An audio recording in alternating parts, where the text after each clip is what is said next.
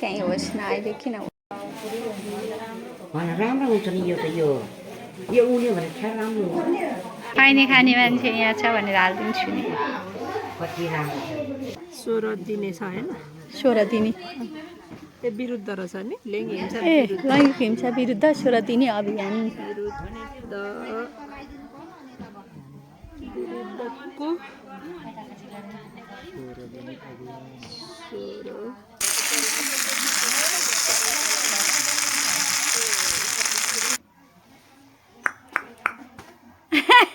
यता फर्केर हाँस्नु न यता यता यता यता यता हाँस्नु हाँस्नु कहाँ हिँड्नु भएको बोल्नु न सानो कुकु कुकु तल झर्नु हुँदैन कुकु आउनु मसँग पख्नु तपाईँलाई पख बिरामी हो बिचरा आऊ न अहिले थापेको सानो यता हेर्नु न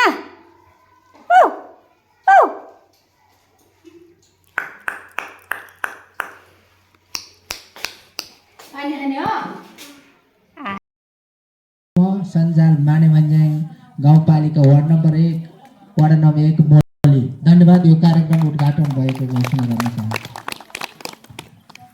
हुन्छ उहाँलाई धन्यवाद अब हाम्रो कार्यक्रम आजको संयोजक हिरा कुमारी श्रेष्ठज्यूलाई अतिथिको आसन ग्रहण गरिदिन हार्दिक अनुरोध गर्दछु त्यसै गरी लीला निरौलाज्यूलाई पनि सदस्यको आसन ग्रहण गर्न हार्दिक अनुरोध गर्दछु त्यसै गरी मीना रायज्यू उहाँ सबै मिलेर यो कार्यक्रमलाई आज सफल पार्नुपर्छ भन्ने मलाई लागेको छ जहाँ हुँदाखेरि आज यस हाम्रो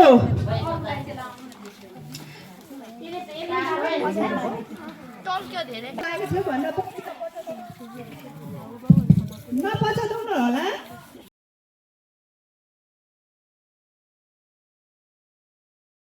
सेफ हाउस कहाँ छ भन्दा जीविसा नेरी छ ओसिएमसी कहाँ छ भन्दा रुद्रटारमा छ यो भित्र के सेवा छ नि त ओसिएमसी एकदम सङ्कट व्यवस्थापन केन्द्र भनिन्छ यसलाई यो चाहिँ हाम्रो रुद्रटारमा छ यसमा जो कोही पीडितले गएर सबै कुरा निशुल्क रूपमा उपचार कानुनी उपचार स्वास्थ्य उपचार जेसुकै पनि गर्न सक्ने ठाउँ हो त्यसमा के गर्नुपर्छ भन्दा पीडित आफै जान नसक्दा चाहिँ थप सहयोग मैले गर्छु त्यही भएर चाहिँ आज हामी यसमा पनि यही कार्यक्रममा अभियान चल्दै गर्दा हामीले यहाँ मनाएका छौँ यसमा अलिकति म के भन्न चाहन्छु भने एउटा कथालाई जोड्नु पर्यो ढिलै भए पनि एका देशमा कछुवा र बसो थिए अरे बसो भन्ने बित्तिकै मोटो खराए एकदम चतुरो अनि सधैँ उसले चाहिँ आफ्नो आर्जनको लागि काम गर्दो रहेछ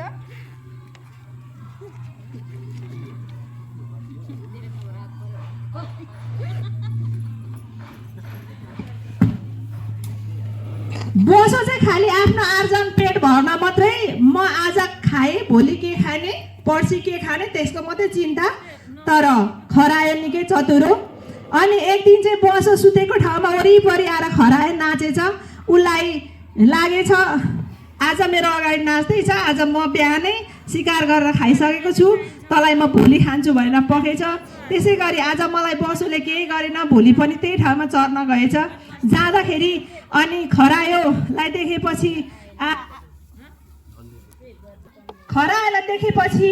बिहानकै आएर गर्नु पर्यो भनेर बसोले सोचेछ त्यसपछि खरायोलाई देखेपछि अनि खरायोलाई लखेट्न थालेछ बसोले खरायोलाई लखेट्दाखेरि बसो एक उफ्रिँदा ऊ दुई उफ्रेछ बसो दुई उफ्रिँदाखेरि खरायो चार उफ्रेछ यसै गरी 4, 8, 16 हुँदै कहिले पनि बसोले खरायोलाई भेट्न सकेन अनि हार्दिक भइसकेपछि बसोले खरायोलाई सोधेछ बसो भाइ तिमीलाई म केही क्वेसन सोध्छु यसको उत्तर खरायोलाई भनेपछि स्टप भएछ खरायो पनि अनि सोध्नुस् तपाईँलाई के लागेको छ? अनि बसोले भनेछ म बलवान पनि छु, मोटो पनि छु, तिमीभन्दा ठुलो पनि छु, तर किन मैले तिमीलाई भेटेर खान सकिनँ भनेछ। खरायोले के भन्नु होला त्यतिखेर? होइन, तपाईँलाई एउटै कारण छ भनेछ। खरायोले बसोलाई के हो भन त भन्दाखेरि तपाईँ आहाराको लागि दौडिँदै हुनुहुन्थ्यो, म मेरो भविष्यको लागि दौडिँदैछु, त्यही भएर तपाईँले मलाई भेट्न अनि खान सक्नु भएन। तपाईँ र ममा यति नै फरक छ। बसोले आज खाए भोलि के खाने मात्रै थियो, तर खरायोलाई चाहिँ आफ्नो भविष्यको बारेमा चिन्ता थियो।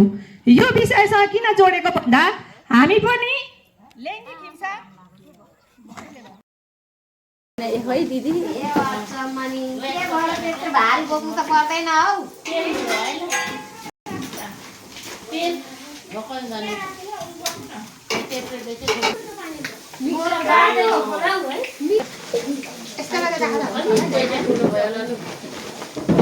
कोही ठुलो कोही सानो त्यस्तो के दिनुपर्ने तपाईँलाई? म यहाँ मेरो काम छ तिम्रै एक मधुको क्या हिजो खाँदा मैले त्यो दिने सजिलो कुर्सी आइज अनि मेरो पेयो मैले मात्रै सबै त्यो गर्नुपर्ने बस्नु पर्नु भन्नु पर्यो नि नबोला भरे मिठो भएन भने चाहिँ अनि कस्तो मिठो भएन हौ। मिठो भएन भने दामी दामी अन्त पनि लाडिका अब बेच्छु ल फेरि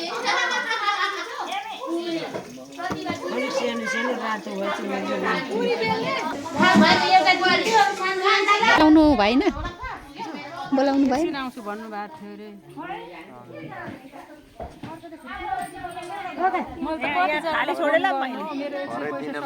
फोन गर्नै छैन। अनि सञ्जाल बन्धक चाहिँ हुन्छ होइन त? आयो भने चाहिँ हुन्छ। अनि उही सब आउनुहुन्छ आउनुहुन्न। त्यही त उही हो हुन चाहिँ आउनु त पूर्व जिल्ला विकास समितिका सदस्य आदरणीय नेता चन्द्रबहादुर कार्कीज्यू, त्यस्तै गरेर मानेभन्ज्याङ गाउँपालिका कार्यपालिका सदस्य आदरणीय दिदीको नाम फेट्टे बोल्छु बालकुमारी पुलामीज्यू, त्यस्तै गरेर आमा सञ्जालका सम्पूर्ण सदस्यज्यूहरू, त्यस्तै गरेर कालिका युवा क्लबका अध्यक्षज्यू, कालिका माविका निमित्त प्र आदरणीय दोडन सर, त्यस्तै गरेर निर्णायक मण्डलका सम्पूर्ण निर्णायक ज्यूहरू र उपस्थित सम्पूर्ण सहभागी दाजुभाइ तथा दिदीबहिनीहरू, नितान्तै आज हामी छोटो समयमा र नितान्तै हामीले बुझ्नुपर्ने अहिले समाजमा सबैभन्दा बढी कुरो उठिरहने र घटिरहने घटनाहरूको बारेमा अघि म भन्दा पनि सहभागी मित्रहरूले भनिसक्नु भएको छ। वास्तवमा नेपाल एउटा विकसित मुलुक हो।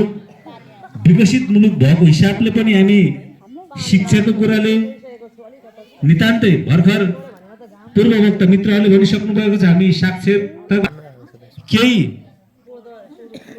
कुराहरू हामीले यसलाई न्यूनीकरण गर्नुपर्छ भनेर मानेभन्ज्याङ गाउँपालिका मात्र होइन समग्र नेपाल सरकार नै लागेको र सम्पूर्ण राष्ट्र विभिन्न अन्तर्राष्ट्रले पनि यसलाई चाहिँ कम गर्नुपर्छ भनेर विभिन्न सहयोगहरू प्राप्त भएको छ। हामीले यहाँ देखि पनि रहेको छौँ र हामीले अघि हाम्रो मित्र फणिन्द्रजीले भने जस्तै वास्तवमा हामी आफ्नै घरबाट सुरु गर्नुपर्छ, आफूबाट सुरु गर्नुपर्छ। यसलाई कम न्यूनीकरण गर्नुलाई सभ्य समाज बनाउन हामी सबै लाग्नुपर्छ। त्यो सभ्य समाज निर्माण गर्नलाई हामी परिवारबाट, आफ्नो टोलबाट र आफ्नो वडाबाट र आफ्नो गाउँपालिकाबाट र त्यसले राष्ट्र र अन्य अन्तर्राष्ट्रियसम्म हामीले चाहिँ त्यसको पहुँच पुर्याउनु। त्यो तालिमको कुरा त उही जुन ठाउँमा लियो त्यही ठाउँमा बिर्सियो, स्कुलमा लागू भएन। यो पनि त्यस्तै भइरहेको छ। त्यसैले यसलाई चाहिँ वास्तवमा लैङ्गिक हिंसा के हो त यसको बारेमा सबैलाई जानकारी होला नभए मैले चाहिँ अब भन्नुपर्दाखेरि महिलाको विभेद अथवा महिला र पुरुषप्रति हुने के हो महिलाले पनि गर्नु भएन पुरुषले पनि गर्नु भएन हुन त भन्छन् महिला गाउँपालिका वार्ड नम्बर 1 को आमा समूह स्वास्थ्य आमा समूह सञ्जालले आयोजना गरौँ यसको प्रायोजन गर्ने मानेभन्ज्याङ गाउँ कार्यपालिकालाई हार्दिक धन्यवाद दिन चाहन्छु। संयोगले म पनि आज यस कार्यक्रममा सहभागी हुन पाएँ। म आफ्नो व्यक्तिगत कामले मानेभन्ज्याङ पुगेको थिएँ। टुप्लुक उपाध्यक्षज्यूसँग भेट भयो। ल काका जाउँ मानेभन्ज्याङ भन्नुभयो। म एउटा सामाजिक अभियन्ता भएकोले मलाई पनि आउँ मन लाग्यो। यो ठाउँमा आइपुगेँ र म केही कुराहरू राख्ने सौभाग्य पाएँ। मलाई मौका दिनुभयो आयोजकहरूले। आयोजकहरूप्रति हार्दिक आभार र धन्यवाद व्यक्त गर्दै केही कुराहरू राख्दछु। यो लैङ्गिक हिंसा भन्ने बित्तिकै लिङ्गको आधारबाट गरिने हिंसाहरू चाहे त्यो लिङ्ग भनेपछि तिनैवटा यस कार्यक्रममा उपस्थित हुनुभएका हाम्रो कालिका युवा क्लब मलिका अध्यक्षज्यू त्यसै गरी यस कार्यक्रममा उपस्थित हुनुभएका विभिन्न आमा समूह सञ्जालका अध्यक्षज्यूहरू विशेष गरी मोलीमा रहनुभएका यहाँ मोली भनेको अत्यन्त उर्वर भूमि हो जसले नेपाल देशको एउटा राज्य व्यवस्था परिवर्तनको लागि ठुलो योगदान पुर्याएको छ। मोलीले आमा बुवा दाजुभाइ दिदीबहिनीहरू विशेष गरी यस मोली कालिका माविका यस कार्यक्रममा भाग लिन आउनुभएका बहिनीहरू विद्यार्थीहरू कर्णधार विद्यार्थीहरू अहिले युनिक नाम पनि आएको छ उहाँहरू जेन्जी भन्छ नेपालमा होइन जेन्जीलेको नामबाट निकै उथल पुथल पनि भएको छ। सबैलाई मेरो व्यक्तिगत तर्फबाट र गाउँपालिकाको तर्फबाट हार्दिक सम्मान व्यक्त गर्न चाहन्छु। हार्दिक नमस्कार छ। कहिलेकाहीँ तपाईँहरूले भोट दिएको मान्छेहरू ज्ञानेन्द्र रुम्दाल यही गाउँ ठाउँमा जन्म त्यो तालिमको कुरा त उही जुन ठाउँमा लियो त्यही ठाउँ बिर्स्यो स्कुलमा लागु भएन। यो पनि त्यस्तै भइरहेको छ। त्यसैले यसलाई चाहिँ वास्तवमा लैङ्गिक हिंसा के हो त यसको बारेमा सबैलाई जानकारी होला नभए मैले चाहिँ अब भन्नुपर्दाखेरि महिलाको विभेद अथवा महिला र पुरुषप्रति हुने के हो महिलाले पनि गर्नु भएन पुरुषले पनि गर्नु भएन हुन त भन्छन् महिलाले शोषण गर्नु पुरुषले कति बज्यो हाम्रो खाजा खाने सरहरू